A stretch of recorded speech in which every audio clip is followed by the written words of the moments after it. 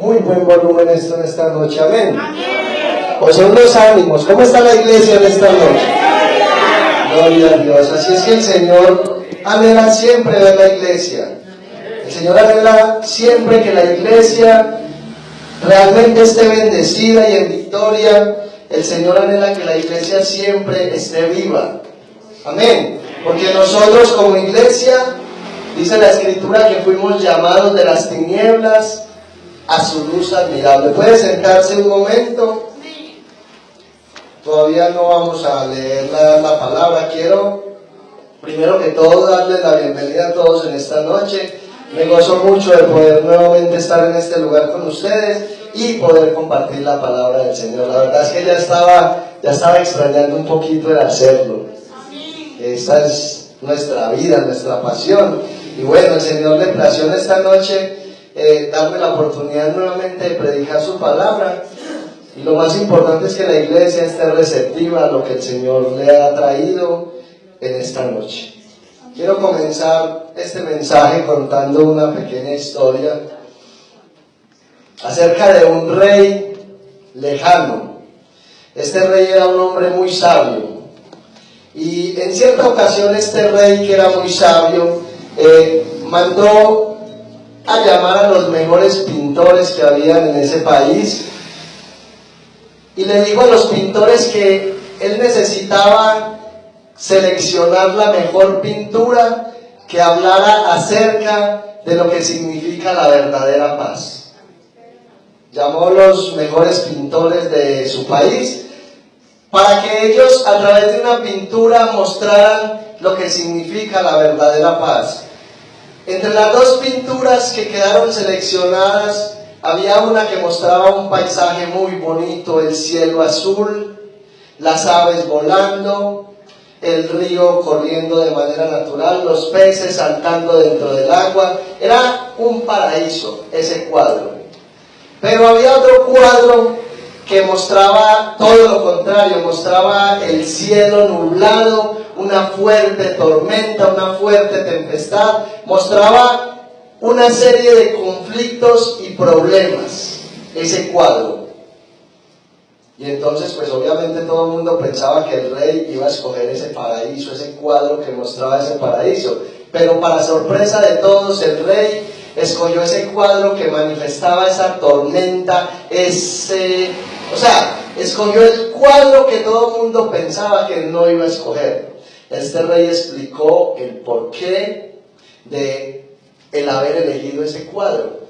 Detrás de la tormenta se podía ver un arbusto donde habían unos pajaritos en un nido, disfrutando todos en familia, en plena tranquilidad. En medio de la tormenta se podía vislumbrar, detrás de la tormenta, en un arbusto, unos pajaritos que disfrutaban en paz y en familia.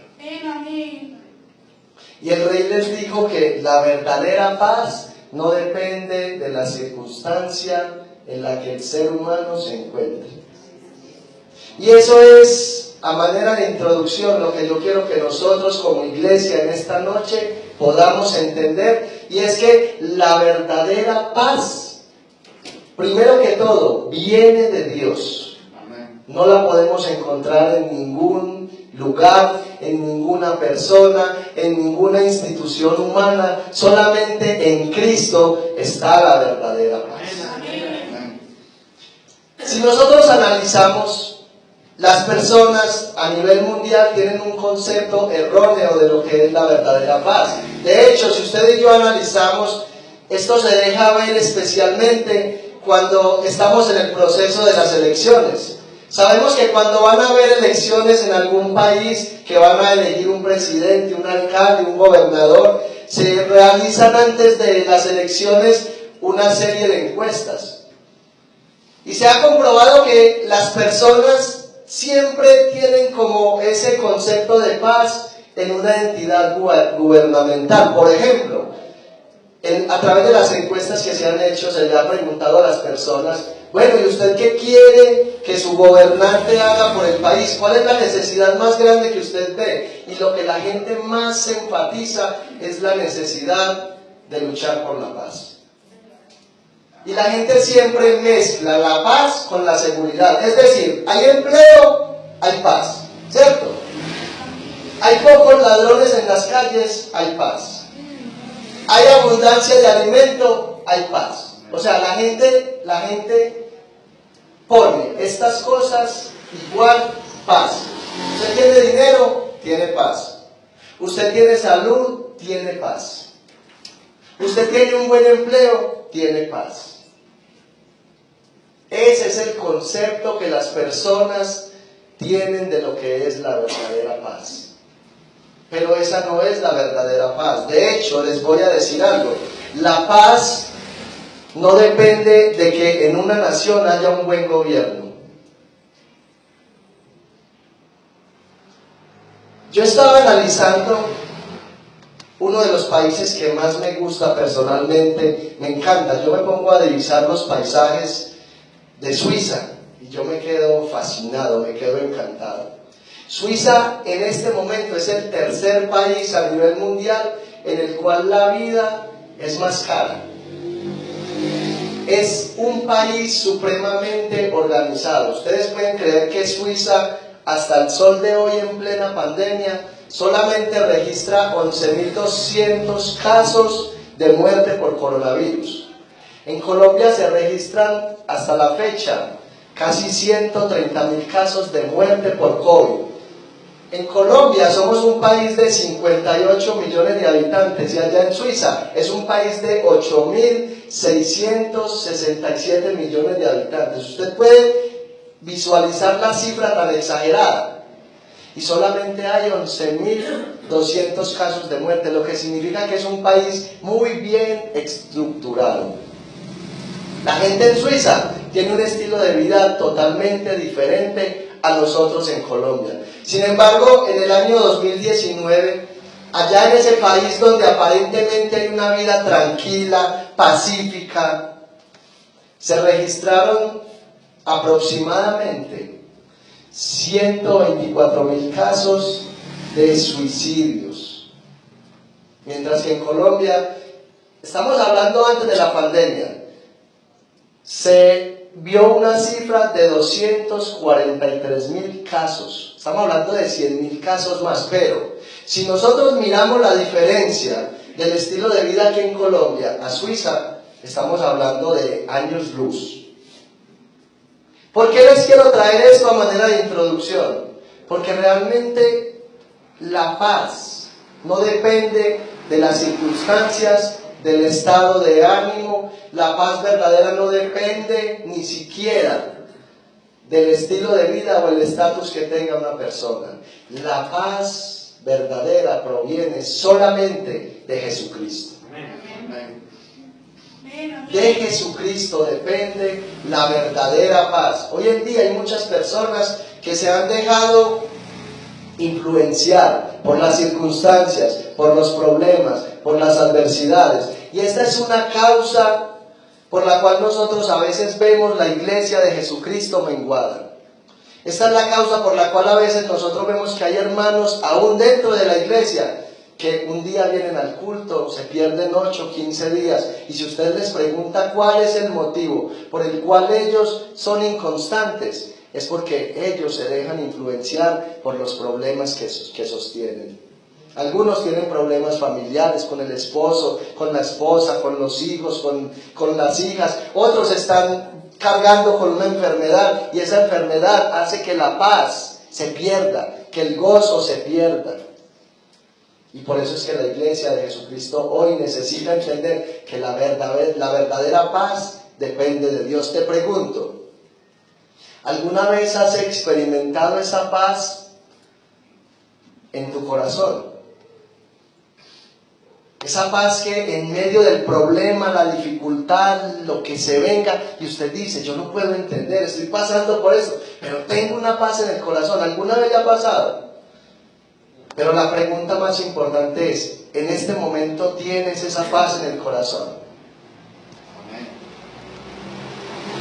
Filipenses, capítulo 4.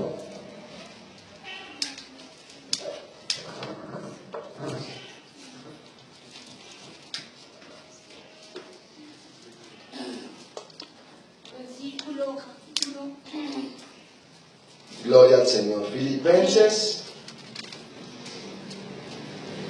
capítulo 4,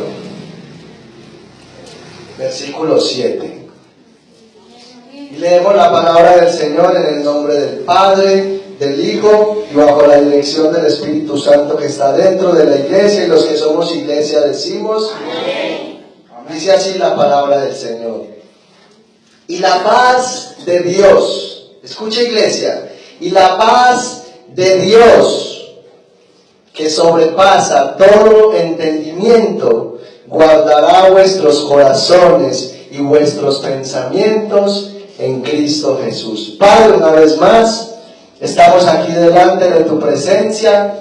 Estamos agradecidos, Señor, por este enorme privilegio que tú nos has dado de reunirnos en esta noche como iglesia. Gracias te doy, mi Señor y mi Dios, por este privilegio inmerecido de pararme aquí, Señor, y exponer tu santa y bendita palabra. Yo reconozco, mi Señor y mi Dios amado, que no son los méritos que yo tenga personalmente, que no es la sabiduría humana, Señor, sino que es la plena dependencia de tu Espíritu lo que marca la diferencia en este lugar. Yo te pido en esta noche, de manera humilde, Señor, que tú ministres el corazón, la mente de este pueblo a través de tu palabra. Señor, habla lo que tú quieras hablar, no lo que yo quiera, mi Señor y mi Dios, porque yo no conozco el corazón de los que están ahí sentados, pero tú sí lo conoces, y no solamente conoces el corazón, sino también la necesidad. Yo te pido, Señor, que en esta noche las cadenas sean rotas, mi Rey amado, que aquellas personas que quizás están pasando por momentos difíciles, situaciones angustiosas, Señor, esas situaciones que afligen y que roban la paz, a través de este mensaje, Señor, sean ministrados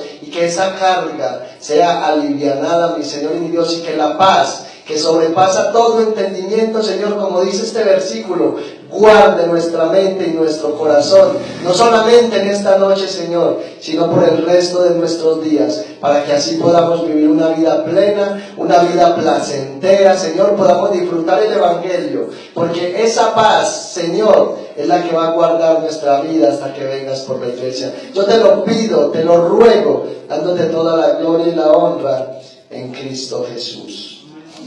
Amén y amén. Gloria al Señor. Entonces, estábamos mirando realmente y analizando que la paz verdadera, la paz de la cual habla el Señor en la Escritura, es una paz que no depende absolutamente de ninguna fuerza, de ninguna entidad humana. Esa paz de la cual vamos a hablar en esta noche no proviene del mundo. Esta paz proviene directamente de Dios. ¿Por qué causa? ¿Por qué motivo viene de Dios? Sencillo, porque el Dios al que usted y yo le servimos es un Dios de paz. De Él mana la verdadera paz y de Él mana la vida. En el contexto de este pasaje que hemos tomado allá en Filipenses capítulo 4, ya de antemano sabemos que el apóstol Pablo escribió esta carta estando en la cárcel allá en Roma. Ahora les voy a decir algo, el apóstol Pablo no estaba allá en la cárcel de Bellavista. Yo siempre he considerado la cárcel de Bellavista, perdónenme la expresión que voy a usar, pero yo visité varias personas allá en Bellavista y yo he tenido este concepto: Bellavista es la mejor casa para los vagos. Para aquellas personas que realmente les gusta vivir una vida libertina, de juego, de alcohol, de drogas, el mejor lugar para estar es allá. O sea, para mí verdaderamente no es una cárcel donde realmente las personas aprenden la lección. De hecho, tuve un familiar allá en la cárcel, en Bellavista, que estuvo 3 veces en la cárcel de Bellavista y salía y seguía en el mismo estilo de vida. Hasta que en una ocasión lo llevaron para Pedregal, donde solamente veía la luz del día por un rotico, y ahí se aprendió. Salió de allá y hoy por hoy trabaja un trabajo digno, y si le pregunta si quiere volver allá, no creo que quiera volver allá. Entonces el apóstol Pablo estaba en un lugar que sí era considerado una verdadera mazmorra, era una verdadera cárcel donde el apóstol Pablo estaba. Ahora, el apóstol Pablo no estaba allá por ladrón, No estaba allá por drogadicto, por violador, por sicario. No, el apóstol Pablo estaba en la cárcel a causa de hacer lo bueno, de hacer lo correcto. El apóstol Pablo estaba en la cárcel por predicar el evangelio de Jesucristo. Estaba allá por una buena causa. Las condiciones en las cuales estaba el apóstol Pablo, pues bueno, ya podemos imaginar. Alguien allá en la cárcel, directamente no era la cárcel en aquel tiempo, no era como es la cárcel hoy en día, que cada 8 días o cada 3 días llega visita, ¿no? No era de esa manera. Sin embargo, si usted evalúa el capítulo 4, desde el versículo 10 en adelante, el apóstol Pablo le escribe a la iglesia agradeciéndole a la iglesia que ellos nuevamente volvieron a tener cuidado de él y nuevamente empezaron a proveerle en sus necesidades económicas. Pero el apóstol Pablo le aclara a la iglesia y les dice: yo no estoy contento porque ustedes me hayan mandado ese dinero, esa ayuda que yo necesitaba. Yo estoy contento por la actitud que ustedes tienen. Y él les aclara y les dice: yo estoy enseñado a vivir de manera abundante, pero también en medio de la escasez he aprendido a estar contento. Amén, amén. El apóstol Pablo, que es el escritor de la carta a los filipenses, había experimentado esa paz de la cual él mismo está hablando en el versículo 7. No crea que él les estaba hablando de una paz que para él era ajena. No, él ya estaba disfrutando de esa paz en medio de la situación difícil. Él dice: he aprendido a contentarme cualquiera sea mi situación. Lastimosamente en la iglesia de Jesucristo, en el día de hoy, hay personas inconformes. Hay personas que no han aprendido a contentarse con lo que Dios les ha dado. Hay personas que no han aprendido a tener paz con lo que Dios les ha dado y quieren más. De hecho, yo conozco muchos hermanos que se han quedado sin trabajo y se han dado a lo primero que llegue. A lo primero que llegue, le echan mano a cualquier tipo de trabajo sin importar si ese trabajo los aparta del Señor. Yo pasé por ahí. El peor error que un creyente en la vida cristiana puede cometer es conseguir un trabajo que le impida congregarse. Es el peor negocio que un creyente en la vida puede tomar. La peor decisión que puede tomar es un trabajo que le impida estar en la casa de Dios. Pero cuando nosotros tomamos ese tipo de decisiones, lo hacemos sencillamente porque no hemos aprendido a confiar y a descansar en la plena voluntad y la soberanía del Señor. Ahora, también el versículo 2 en este capítulo 4 nos muestra que había un conflicto entre dos hermanas de la iglesia, entre Evodia y Síntique. No nos dice la carta. En este capítulo no nos dice la carta cuál fue la razón por la cual estas dos mujeres estaban teniendo un desacuerdo. Pero es muy probable, mirando lo que pasa regularmente en las iglesias, pudo haber sido quizás el producto de un mal comentario. A veces pasa dentro de la iglesia que cuando Satanás ve que una iglesia es muy unida, cuando Satanás ve que una iglesia reposa en la unidad y en la armonía, él busca la manera de que la iglesia se divida. ¿Y qué es lo que pasa?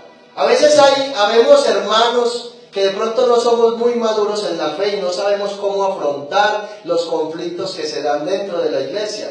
Y a veces pasa que Satanás usa un instrumento para que traiga una mala información a X o Y hermano.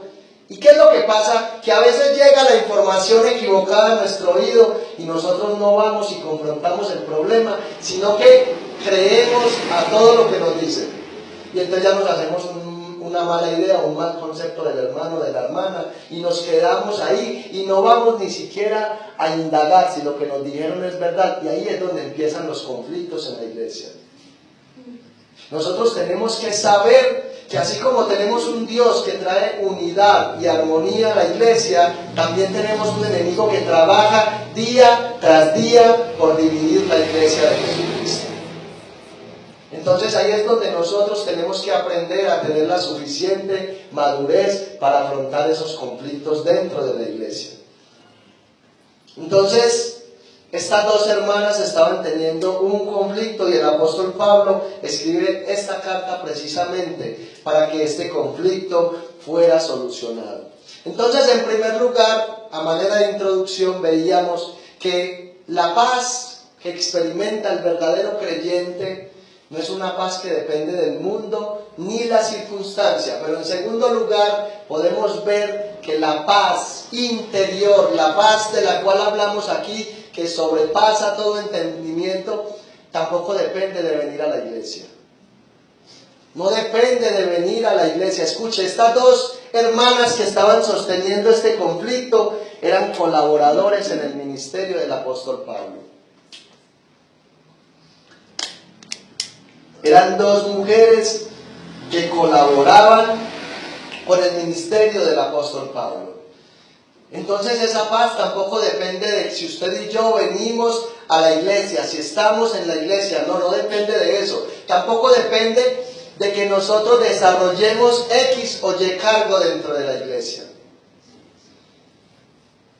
Entonces, en la noche de hoy, con la ayuda del Espíritu Santo, vamos a resolver 3 preguntas basadas en este texto que hemos tomado. En primer lugar, vamos a mirar cómo realmente recibimos la paz de Dios. En segundo lugar, vamos a mirar cómo nosotros podemos preservar la paz de Dios en nuestro corazón en medio de cualquier circunstancia que se presente. Y en tercer lugar, vamos a mirar cuál es la paga que Dios da cuando realmente esa paz rebosa en el corazón de la persona y permanece en el corazón de la persona. Ahora, yo quiero citar un pasaje que es la verdad. Ese pasaje tiene el mismo sentido de este texto que hemos tomado de Filipenses capítulo 4. No quiero que vaya a la Biblia, simplemente escuche. Allá en el Antiguo Testamento sabemos que los profetas que escribieron, prácticamente todos escribieron en un mismo tiempo, son muy contemporáneos. Isaías es no muy contemporáneo con Jeremías, pero a Isaías prácticamente se le dio el mismo legado que se le dio a Jeremías: profetizar en contra de Israel, profetizar en contra de Jerusalén, porque Jerusalén se había descarriado, Jerusalén se había apartado de los principios de Dios. Y entonces Isaías también es uno de los profetas que profetiza la cautividad de Israel allá en Babilonia. Pero me llama mucho la atención lo que dice allá en Isaías capítulo 26, porque este es un texto profético que habla y apunta específicamente a ese tiempo futuro, que es al que nosotros tenemos que mirar. Ese tiempo futuro cuando ya absolutamente nada ni nadie nos va a estorbar a nosotros. Allá donde usted y yo tenemos que poner la mirada. ¿Por qué? Porque, escuchen, en este tiempo usted y yo vamos a tener que experimentar todo tipo de aflicciones. De hecho, escuche, el Señor allá en Mateo capítulo 6, versículo 33 fue muy claro cuando dijo: en el mundo tendréis aflicciones. Esa es la promesa de Cristo. Si usted y yo hacemos las cosas bien, si usted y yo vivimos de acuerdo a la voluntad de Dios, si usted y yo practicamos la Escritura, lo que tenemos que esperar es eso: que la gente que no conoce a Dios se oponga a lo que usted y yo pensamos. Amén. Que la gente que no conoce a Dios se oponga a lo que usted y yo hablamos, a lo que usted y yo nos proyectamos. Yo me he puesto a hablar con más de un compañero acerca de lo que es mi estilo de vida, de lo que son mis proyectos a futuro, de lo que yo anhelo y lo que yo pienso. Y se quedan como diciendo: pobrecito. Porque ellos solamente piensan en tener plata. Yo hablo con compañeros: hermano, ¿sabe qué? Yo quiero ser propietario de toda la flota. Y yo le digo: yo quiero tener la sabiduría de Dios para vivir conforme a su voluntad. Entonces la gente no entiende eso, la gente no puede entender el que nuestro proyecto no está aquí. No, nosotros estamos trabajando es para el reino de los cielos. O sea, nosotros ya somos ricos desde aquí, pero la riqueza está arriba. La riqueza no la podemos percibir, pero ya es nuestra. Ya es nuestra.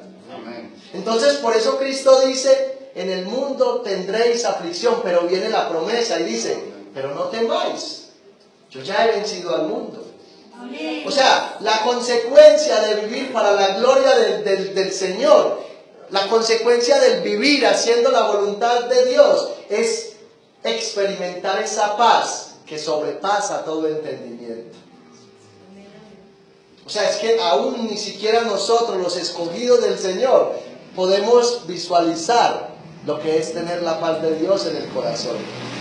Es algo que no lo podemos entender. Ahora, escuche, el título de este mensaje de esta noche es la paz que no podemos entender, pero que naturalmente debemos demostrar. Usted es creyente, usted debe experimentar la paz de Dios. Si usted no está experimentando la paz de Dios en su corazón en este momento, es porque algo no anda bien. Ahora, escuche, mire lo que dice Isaías. Escuche, Isaías capítulo 6, versículo 3. Isaías capítulo 26, versículo 3. Este es el texto con el cual vamos a responder las tres preguntas, pero este texto tiene el mismo contenido de este pasaje que tomamos de Filipenses capítulo 4. Mire, escuche, el pueblo de Israel estaba próximo a sufrir un juicio de parte de Dios a causa del pecado. Sin embargo, Isaías pone el enfoque en aquel tiempo en el cual el pecado va a ser exterminado y nosotros como creyentes no vamos a tener estorbo. Nada, absolutamente nada, quitará la paz eterna que Dios ya puso en el corazón. Pero escucha algo que es bien importante. En el momento usted y yo tenemos que pasar por pruebas, tenemos que pasar por necesidades, tenemos que pasar por dificultades, tenemos que pasar por contrariedades, adversidades y muchas otras cosas más, enfermedades, preocupaciones. Pero escuche lo que le voy a decir. En medio de todo esto, la paz que Cristo nos dio tiene que sobresalir. Tiene que resaltar la paz de Dios en el verdadero creyente. Mire lo que dice el texto. Tú guardarás en completa paz a aquel cuyo pensamiento en ti persevera, porque en ti ha confiado. Tú guardarás en completa paz. Mire lo que comienza diciendo este texto. Guardarás en completa paz. Completa paz. O sea, la paz de Dios es una paz que abarca todo el ser que hay dentro de nosotros. Abarca todas las áreas. Pero ¿a quiénes guarda y a quiénes cobija la paz de Dios? Dice, a aquellos cuyo pensamiento en Dios persevera. No es en aquellos que continuamente están pensando en las cosas de aquí abajo. No permanece esa paz, no gobierna esa paz a aquellas personas que continuamente están pensando en el problema que están viviendo, en la enfermedad que están sosteniendo. Esas personas solamente reposa la preocupación. En las personas que tienen los ojos puestos aquí abajo, solamente reposa la preocupación, el desánimo, el desaliento, porque cuando usted y yo enfocamos la mirada en las cosas de aquí abajo, el resultado es aterrador. Por eso nosotros debemos tener la mirada puesta 100% en el Señor. Pero aquí el pasaje nos dice cuál es la causa o cuál es la mejor manera para poder perseverar. Escuche, finaliza el texto diciendo, porque en ti ha confiado. Amén. O sea que en primer lugar, escuche, nosotros para poder perseverar con nuestra mente puesta en el Señor, tenemos que confiar en Él. Si no confiamos en el Señor, no vamos a poder perseverar nuestro pensamiento en Él. Ahora, escuche, ¿qué es lo que nosotros en qué debemos nosotros confiar? ¿De qué depende esa paz en nosotros? ¿Cómo recibimos nosotros la paz de Dios? En primer lugar hay que entender algo. La paz de Dios depende principalmente de nuestro presente hoy con Él. En primer lugar, para usted y yo recibir la paz de Dios, tiene que reposar el perdón de Dios sobre nosotros. Tiene que reposar el perdón de Dios sobre nosotros. Si usted en el presente recibió el perdón de sus pecados, si usted en el presente está siendo limpiado con la sangre de Jesucristo, sobre usted tiene que reposar esa paz. Sobre usted tiene que reposar esa paz. Escuche, nuestra confianza tiene que reposar en el completo perdón de nuestros pecados. Usted tiene que ser claro en que Dios a usted le perdonó todos sus pecados. Amén. No que el Señor perdonó unos cuantos pecados. Todos nuestros pecados han sido perdonados. Por eso el apóstol Juan en su primera carta, en el capítulo 1, versículo 7, dice que la sangre de Jesucristo nos limpia de algunos pecados. Amén. Amén. De todos nuestros pecados, dice la Escritura, que nos limpia la sangre de Jesús. Pero tiene que haber una confianza. O sea, eso lo tenemos que creer por fe, porque hay personas que viven una vida derrotada. ¿Por qué cree usted que hay personas que aún practican el pecado? Es porque ellos no tienen conciencia o no han recibido verdaderamente el perdón de sus pecados. Porque cuando el Señor nos liberta del pecado y la maldad, junto con esa libertad que Él nos da la capacidad de aborrecer el pecado con todo el corazón. Amén. En segundo lugar, tenemos que tener la plena confianza, escuche, en que cuando usted y yo nos acercamos a orar, el Señor nos escucha. Es muy triste cuando usted y yo nos acercamos a orar por si acaso, por si las dudas, por si de pronto el Señor me quiere escuchar. Cuando nosotros nos acercamos a orar, tenemos que tener la plena confianza y la plena conciencia de que el Señor nos escucha. La Biblia dice que los ojos de Jehová atalayan sobre todos aquellos que a Él le temen. La mirada del Señor está puesta sobre todas las personas en el mundo, pero su especial cuidado está sobre los justos que Él ha salvado. Amén. Entonces usted y yo oramos y el Señor inclina el oído. Pero no solamente el Señor está dispuesto a escucharnos, el Señor está dispuesto a contestar las oraciones. Y a veces pasa que cuando nosotros empezamos a orar por algo, pero no vemos la respuesta del Señor, nosotros desmayamos en la oración, porque a veces pensamos que quizás el Señor no nos ha escuchado. A veces pensamos que es que de pronto hay algo en nosotros que impide que esa oración suba a la presencia del Señor. Pero el hecho de que a veces la oración que nosotros elevamos no sea contestada, puede ser señal de que Dios no está de acuerdo con lo que estamos pidiendo.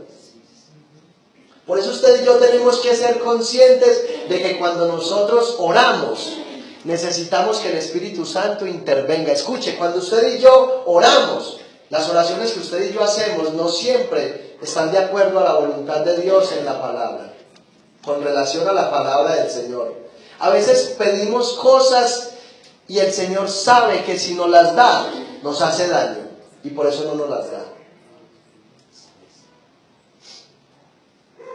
Porque a veces nosotros enfocamos la oración netamente en lo material. Y no entendemos realmente que la riqueza que Dios nos ha dado a nosotros es espiritual. Si no fuera así, el libro de Proverbios no diría que la sabiduría es mejor que el oro y la plata. ¿Sabe qué diría el libro de Proverbios? Mejor consigan plata. Consígase todo el oro del mundo, pero no. Salomón dice que es mejor la sabiduría que el oro y la plata. Y entonces ahí tenemos una perspectiva para orar espiritual. Y entonces a veces el Señor no nos contesta muchas oraciones positivamente, porque el anhelo del Señor es que usted y yo entendamos que primero necesitamos la paz de Dios para que pongamos los ojos en Él. Amén. Escuche, algo que es muy importante que nosotros tenemos que entender como iglesia es que cuando usted y yo oramos, escuche lo que pasa, cuando usted y yo nos postramos a orar, pasa lo mismo que pasó en la antigüedad. Cuando Cristo murió, el velo del templo se rasgó en dos, para que usted y yo tuviéramos libertad. Primero se necesitaba que el sumo sacerdote entrara, ofreciera el sacrificio por el pueblo e intercediera por el pueblo para que Dios escuchara. Ya no hay necesidad. Cuando usted y yo doblamos nuestras rodillas, entramos en la presencia del Dios vivo, entramos al lugar santísimo. Escuche, por eso da tristeza ver cómo muchas personas aún no han entendido lo glorioso que pasa aquí cuando nos reunimos los viernes en este lugar. Yo no sé, pero yo he visto aquí hermanos que empezaron a orar y desde ese primer viernes que empezaron los cultos de oración no han parado de estar en este lugar, y yo sé que ellos han sido bendecidos porque han visto el respaldo de Dios en la oración. Mi hermano, nosotros tenemos que considerar la oración como esa fuente de reposo, de descanso. ¿Cuántas veces aquí hemos venido nosotros llenos de problemas, dificultades, nos hemos postrado en la presencia del Señor y el Señor ha hecho grandes cosas en medio de esa oración y nos hemos parado, no sin el problema, pero hemos sentido la paz de Dios? Aleluya. Amén. Hemos sentido el descanso porque sabemos que mientras que usted y yo estamos orando ahí, el Espíritu Santo está intercediendo por nosotros. Escuche, con gemidos indecibles, moldeando esa oración imperfecta que hacemos nosotros, haciéndola perfecta y conforme a la voluntad de Dios. Por eso, mi hermano, le digo, no mengue la oración, no se pierda por ningún motivo si está en usted, no se pierda por ningún motivo el culto de intercesión los viernes en este lugar. Entonces, en primer lugar, para recibir la paz de Dios necesitamos plenamente confiar en Dios. Si no confiamos en Dios, no podemos llegar a ningún lado. Escuche, confiar en Dios de boca es muy fácil. Pero realmente confiar en Dios es posible. En medio de cualquier cosa, escuche, es absolutamente posible poner toda nuestra confianza en el Señor. ¿De qué depende? ¿De qué depende? Escuche, depende de la perseverancia que haya y la meditación que haya en Dios, en su palabra, en sus promesas. Pero aquí viene la parte que golpea mucho la iglesia, lastimosamente. El tiempo que saca la iglesia para ir a la Escritura es muy poco, es muy mínimo. Es muy mínimo el tiempo que muchos en la iglesia emplean para ir y alimentarse con la gloriosa palabra del Señor. Ahí está el secreto de la meditación. Cuando yo voy a un texto de la Escritura para que el Señor me enseñe a través del Espíritu Santo. Cuando yo voy a un texto de la Escritura para que el Señor me ministre a mí, me confronte a mí. Para que el Señor pueda hacer esa transformación a través de la palabra. Es que escuche, es muy claro cuando el apóstol Pablo dice allá en Romanos, capítulo 12, versículo 2. Dice que debemos ser transformados por medio de la renovación de nuestro entendimiento. Si nosotros no cambiamos nuestra manera de pensar a manera de la Escritura, y no meditamos en las maravillas de Dios, no vamos a aprender a confiar en Él. Yo no sé usted, que está ahí sentado en la silla, cuando usted escucha hablar acerca de los milagros del Señor, yo no sé usted, Pero cuando yo escucho hablar acerca de ese milagro que Dios hizo por medio del profeta Elías, cuando dice que hizo descender fuego del cielo, mi hermano, créame que yo derramo el corazón en la presencia de Dios. Porque es que para creer realmente que eso fue verdad, como si nosotros estuviésemos ahí, se necesita un milagro del Espíritu Santo en la mente y en el corazón de nosotros. Amén. Y el creer en la palabra de Dios es uno de los privilegios más grandes que nosotros tenemos como iglesia. Les pregunto, ¿cuánto tiempo están sacando ustedes para meditar y conocer a Dios a través de la palabra? ¿Cuánto tiempo están dedicando realmente ustedes para conocer al Dios de la Biblia? En segundo lugar, la segunda pregunta: ¿cómo podemos nosotros mantener la paz de Dios en medio de las circunstancias? El mismo versículo que acabamos de leer de Isaías nos da la respuesta. Escuche: perseverando nuestro pensamiento solo en Él. ¿En qué debemos nosotros perseverar nuestro pensamiento?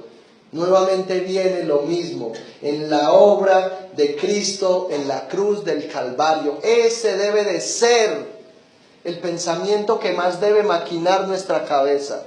Cuando usted y yo querramos traer algo de Dios a nuestra vida, traigamos a nuestra mente el sacrificio de Cristo en la cruz del Calvario. Como Cristo fue nuestro sustituto perfecto. Amén. Ninguno de nosotros en nuestra naturaleza humana teníamos la capacidad, ni la tenemos, de cumplir con las demandas de Dios, de llevar a cabo una perfecta obediencia a la ley de Dios. ¿Por qué? Porque si lo hiciésemos externamente, con el corazón fallamos. Con el corazón y con el pensamiento le fallamos. Pero Cristo, siendo el sustituto perfecto, no solamente externamente obedeció la ley de Dios, sino que internamente, perfectamente la obedeció y se sometió a ella. Porque la Biblia dice que Él fue hombre pero sin pecado. Escuchen, cada vez que quiera meditar en algo que valga la pena para su vida espiritual, que enriquezca su comunión con Dios, piense lo que dice Isaías capítulo 53, versículo 5. Mire lo que dice: mas Él, hablando acerca de Cristo, mas Él herido fue por nuestras rebeliones, molido por nuestros pecados. Escuche esta parte que es maravillosa: el castigo de nuestra paz fue sobre Él, y por su llaga fuimos nosotros curados. Dice, el castigo de nuestra paz. Si usted y yo hoy disfrutamos la paz del perdón de Dios, es porque Cristo llevó toda esa carga de nuestros pecados en la cruz del Calvario. Dice que Él fue molido por nuestras rebeliones. Este es uno de los textos que realmente muchas personas no interpretan bien, porque muchas personas hoy en día reclamando sanidad física, no, es que la Biblia dice que por su llaga hemos sido curados, y reclaman la promesa y se enojan con Dios porque siguen con la misma gripa, porque siguen con la misma fiebre. Pero es que fuimos curados de la llaga del pecado y la maldad, a través de la muerte sustitutoria de Cristo en la cruz del Calvario. Por eso, si la paz de Dios reposa sobre la iglesia el día de hoy, es por lo que ya Cristo hizo en la cruz del Calvario. Y eso es lo que nos tiene que mover a usted y a mí en un sacrificio de alabanza y adoración para el Señor. ¿Cuántos adoran a Cristo en esta noche?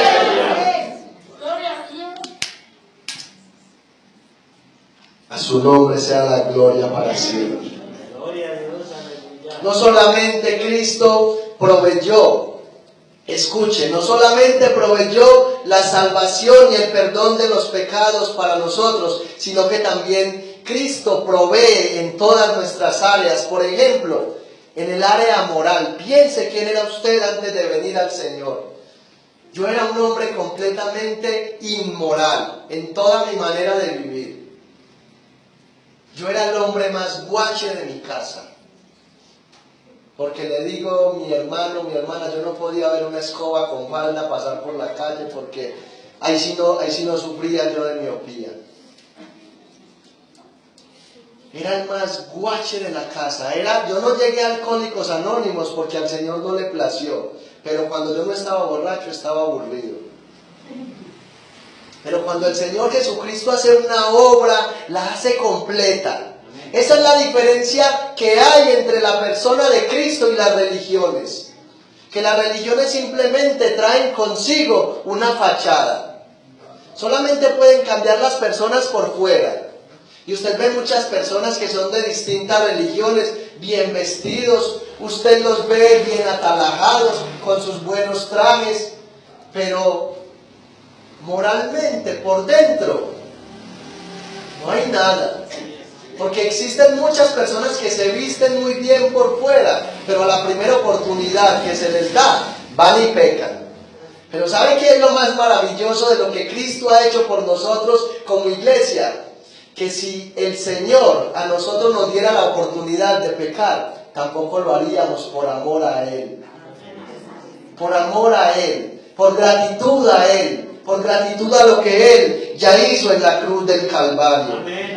Mi hermano, le digo algo, si usted en este momento anhela unas vacaciones para irse a pecar, es porque el Espíritu Santo de Dios no reposa sobre usted. Es porque el Espíritu Santo de Dios no está morando dentro de su corazón. Pero también el Señor ha provisto con relación a la economía de la iglesia algo bien importante y que a veces quizás no tenemos en cuenta. Es que si usted y yo hasta el día de hoy tenemos un empleo estable, no es porque seamos los mejores trabajadores de la empresa. No crea eso. Porque si usted es buen trabajador, hay 10 que son mejores que usted. Si usted tiene muchas habilidades, hay 10 que tienen más habilidades que usted. Pero recuerde todo lo que el Señor ha venido hablando a través del libro de Eclesiastés. No solamente el Señor nos da la provisión, sino que nos da la capacidad de disfrutar todo lo que tenemos. Yo no sé si usted marca la diferencia. Pero mi hermano, déjeme decirle algo, el verdadero creyente con relación a esas áreas tiene que marcar la diferencia. En estos días hablaba con un compañero que estaba en el mismo turno que yo y yo lo veía renegando. No, este trabajo no sirve, cada día más malo y que esto y aquello.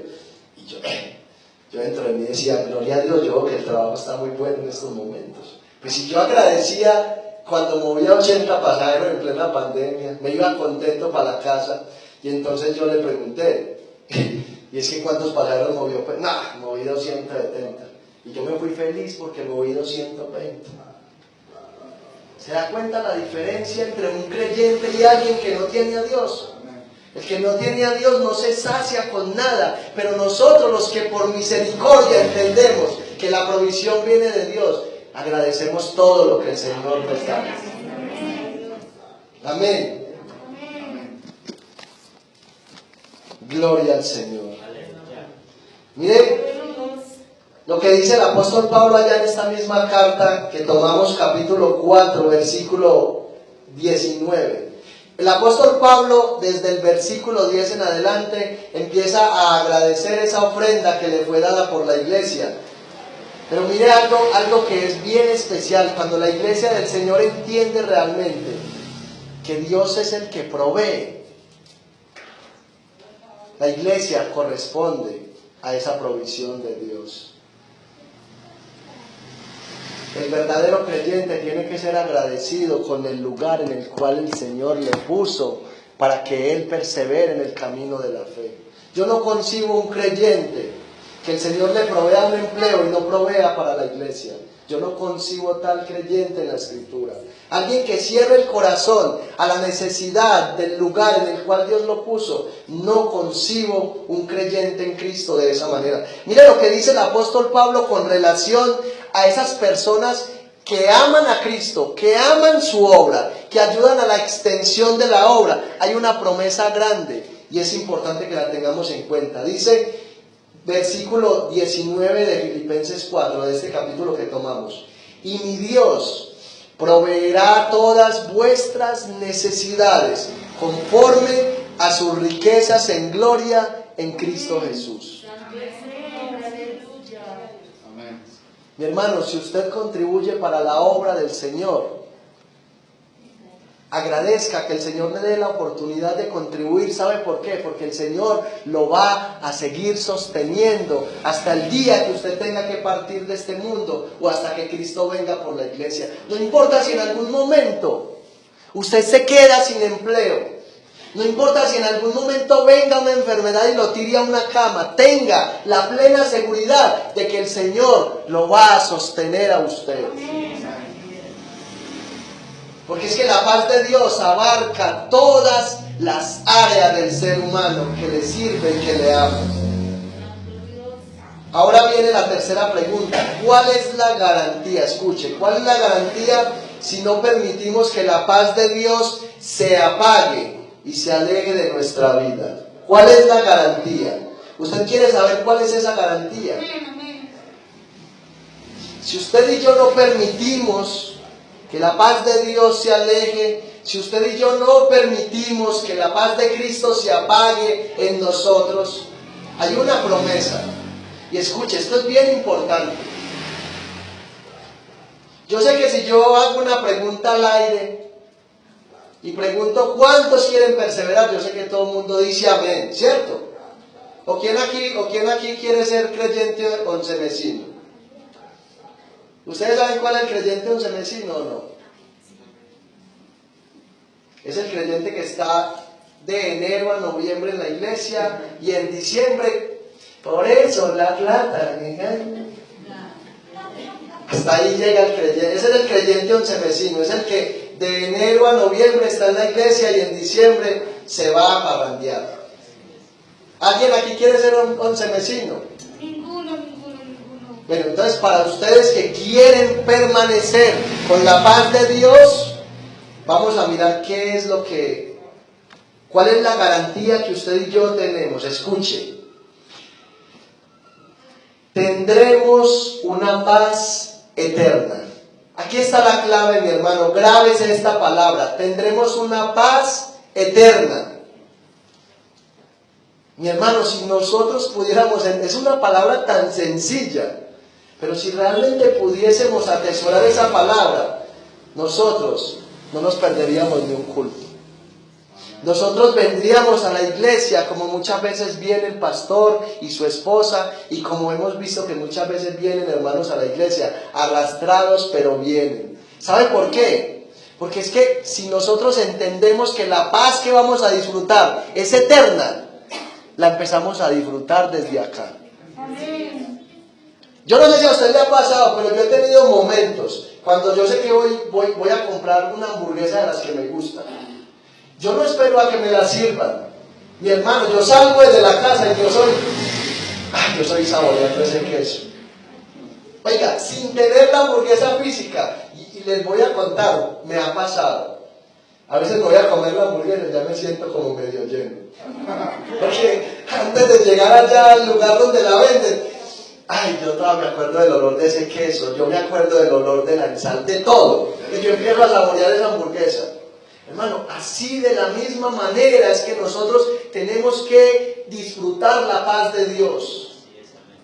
Estamos en un problema, pero sabemos que un día ese problema no va a ser un obstáculo.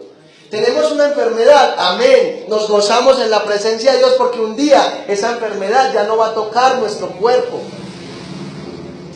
Porque es una paz eterna, la paz que Dios da. Ahora, escuche esto. Esa paz la disfrutamos en el presente a causa de el borrón y cuenta nueva con relación a nuestro pasado. Hay algo que le cuesta a muchas personas dentro de la iglesia y es enterrar ese pasado en el cual vivieron. Hermano, es que yo fui muy malo, es que yo fui más malo que Pablo. Sí, si fue más malo que Pablo Escobar, pues ya, el Señor ya le perdonó. Mano, es que yo en el pasado yo era hombre, pero yo me ponía pijama y salía. Mano, si el Señor lo libertó, ya usted es un hombre por completo. Mano, si él era un sicario, no importa. Yo conozco personas dentro de la iglesia de Jesucristo que un día, escuche, hay un testimonio de un hombre que reciclaba.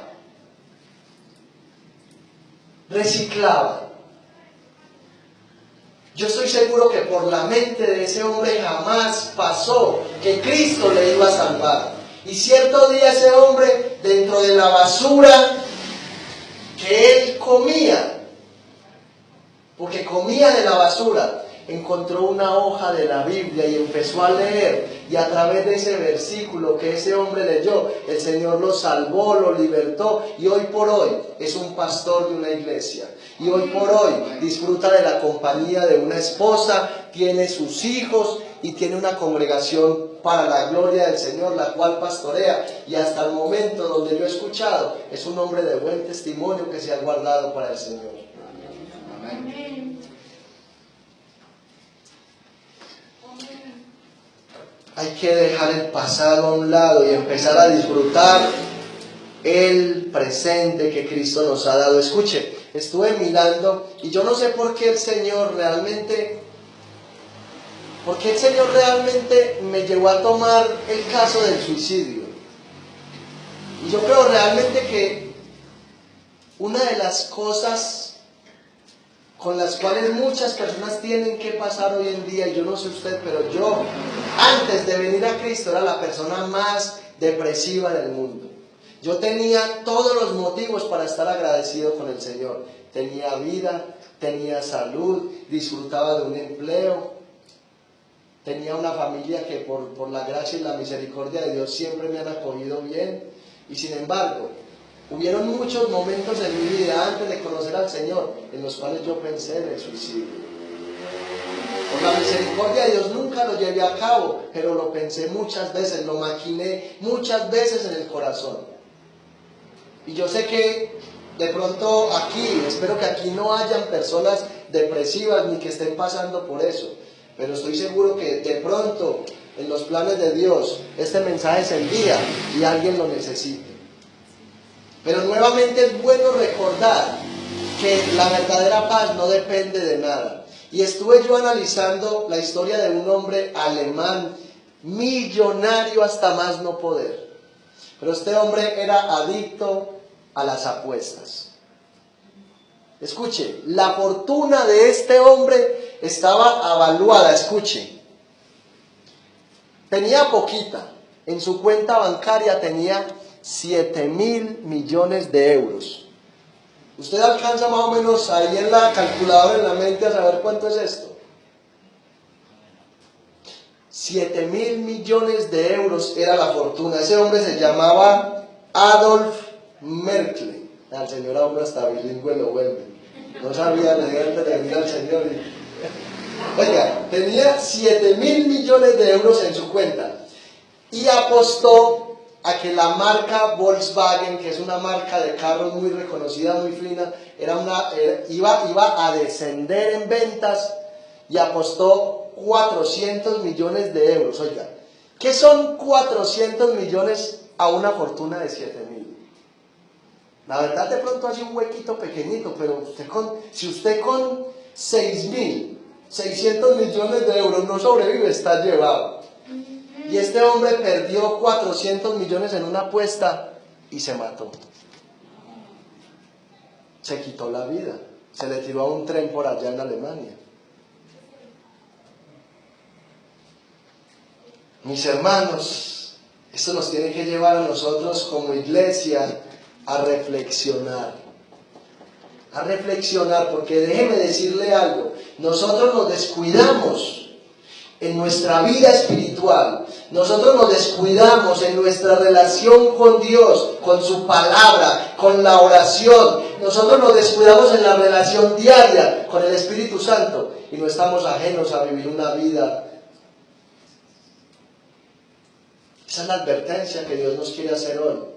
Hay que meditar, hay que aprovechar que el Señor está trayendo tiempos de refrigerio a nosotros como iglesia para fortalecernos en el Señor, para buscar esa paz, de la cual el apóstol Pablo dice sobrepasa todo entendimiento. Esa paz que nos va a llevar a usted y yo a caminar en obediencia total al Señor, sin importar la circunstancia, la situación que estemos atravesando. Pero esa paz depende de lo mucho que usted y yo conozcamos a Dios a través de la Escritura y meditemos en Él de día y de noche. Como decía el salmista, en tu ley. Pero no, él no decía así, él decía, en tu perfecta ley meditaré de día y de noche.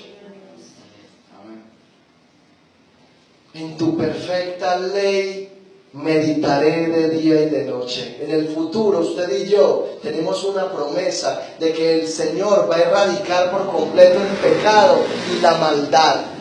Usted y yo hemos sido llamados a heredar cielos nuevos y tierra nueva donde mora la justicia. Me acordaba cuando el pastor dice que hay muchos que creen que van a heredar un rancho de lata. Mano, la promesa, la herencia que tenemos nosotros. Ay, hermano. No vale la pena desperdiciar el tiempo pensando en la miseria que hay aquí abajo.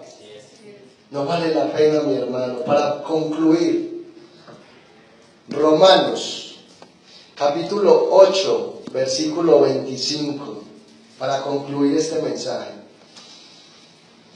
Este texto, mi hermano, grábelo en lo más profundo, métalo en el archivo, en el disco duro de su corazón y pídale al Señor que a través de este pasaje, el Señor le cambie el enfoque que quizás usted tiene hasta ahora. Que el Señor le cambie esa mentalidad de que aquí abajo hay algo bueno y que el Señor ponga en su corazón el tesoro de la palabra del Señor. Miren lo que dice Romanos capítulo 8, versículo 25. Pero si esperamos lo que todavía no tenemos, esto es una versión diferente que yo estoy leyendo para que no me confundan, dice. Pero si esperamos lo que todavía no tenemos, en la espera mostramos nuestra constancia. ¿Sí entendió esta palabra? En la espera mostramos nuestra constancia. ¿Cómo mostramos usted y yo realmente que amamos a Dios? ¿Cómo mostramos usted y yo realmente que estamos disfrutando la presencia de Dios? ¿Cómo mostramos usted y yo realmente que la paz de Dios reposa sobre nosotros? Cuando usted y yo anhelamos estar en la casa del Señor. Cuando usted y yo anhelamos buscar la compañía de la iglesia. Cuando usted y yo amamos los cultos de oración. Cuando usted y yo queremos que hayan momentos para disfrutar con los hermanos. Yo no sé si a usted le pasa, pero yo no veo la hora de que sea la vigilia del 31. Yo no sé, hermano, hay mucha gente que espera diciembre para parrandear. No, yo espero el 31 para postrarme de rodillas en la presencia del Señor. Y yo espero verlos a ustedes ahí. ¿Para saber qué? Para tener otro motivo más, para decirle, Señor, gracias por la victoria que me has dado este año. Yo quiero ver a mi esposa, quiero ver a mis hijas el 31 ahí postrados en la presencia del Señor. A Weimar, a Alonso, a Johnny, a todos. Y es más, anhelo que el Señor para ese día traiga más almas a este lugar. Mientras que muchos esperan diciembre para emborracharse, la iglesia anhela diciembre para consagrar la mente y el corazón al Señor. Eso es lo que tiene que estar en nosotros. Es esa constancia y esa perseverancia que usted y yo mostremos lo que determina si realmente tenemos los ojos puestos en la promesa o si nuestros ojos están puestos aquí abajo. Amén. Que el Señor nos ayude a seguir perseverando, que el Señor nos ayude a tener un enfoque diferente, que el enfoque de nosotros sea poder vivir para la gloria de Dios, que el enfoque de nosotros sea poder disfrutar la presencia continua del Espíritu Santo dentro de nosotros, moviéndose y corriendo como un río de agua viva, como una fuente de agua viva que nunca se seca, que siempre permanece, porque nuestro Dios permanece para siempre. El cielo y la tierra pasarán, pero la palabra permanece para siempre. Póngase sobre sus pies y vamos a darle gracias al Señor por esta palabra. Gloria al Señor. ¿Cuántos están agradecidos por el Señor, por su palabra? Aleluya. Padre, te damos gracias una vez más, Señor, porque nos has hablado a todos, Dios mío, de manera general como pueblo. Gracias, Señor, porque tu palabra nunca llega tarde, Señor. Tu palabra siempre llega justo cuando más la necesitamos, Señor. ¿Qué día de nuestra vida, Señor, podemos decir que no te necesitamos? ¿Qué día de nuestra vida, Señor, podremos decir nosotros que no necesitamos un culto como este, de alabanza y adoración? Señor, multiplica a nuestra vida el deseo de amarte. Señor, multiplica a nuestros pensamientos el deseo de honrarte, de obedecerte. Señor, multiplica a nuestros pensamientos esos padecimientos en la cruz del Calvario para que podamos amarte por lo que eres y por lo que has hecho por cada uno de nosotros. Gracias te damos, Señor Jesucristo, porque un día descendiste del cielo de gloria. Te hiciste más pequeño que todos los hombres de la tierra y terminaste pagando nuestra deuda sobre aquel vil madero, Señor. Dice tu palabra que te hiciste maldición por cada uno de nosotros. Ayúdanos, Señor, a no perder de vista ese glorioso sacrificio. Ayúdanos a nunca como iglesia, Señor, pisotear esa preciosa sangre con la cual hemos sido comprados.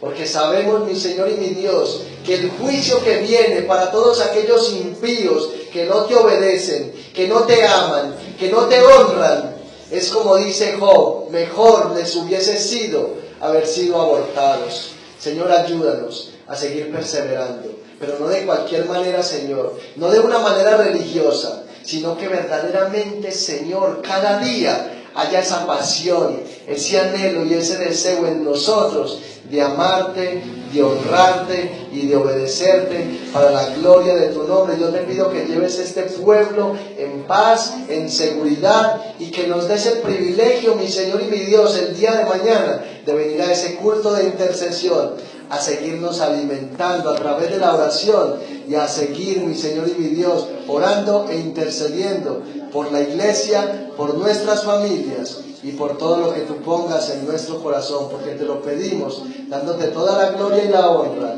en Cristo Jesús. Amén y amén.